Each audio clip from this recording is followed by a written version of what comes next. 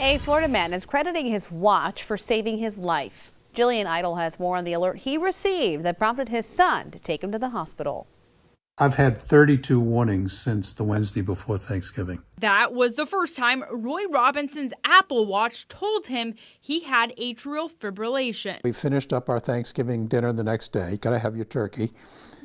And then my son says, you're going to the hospital. 1 EKG later taken by medical professionals, and he was admitted to Johns Hopkins for AFib, which is an irregular, often rapid heart rate that commonly causes poor blood flow. And my father, about 60 years ago, he died of a stroke, so it hit home. Roy now proudly says the hand-me-down gift from his son is the greatest item he's ever received. One of the doctors came in and says, I've never had a patient that's worn a monitor for the last 2 years, and came in and it turns out the watch was right. Here's the one I took a few minutes ago that says you're in atrial fibrillation.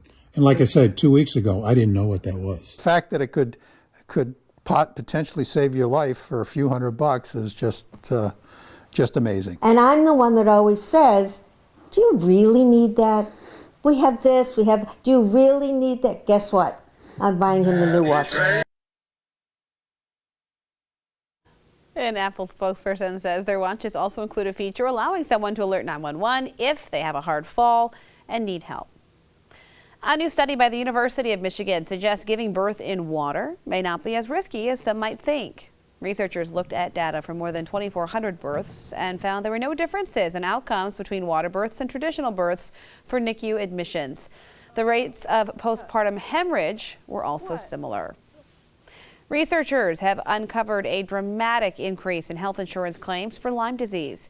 They looked at more than 29 billion private health care claims from 2007 to 2018 and found diagnoses of Lyme disease increased 117% during that time period.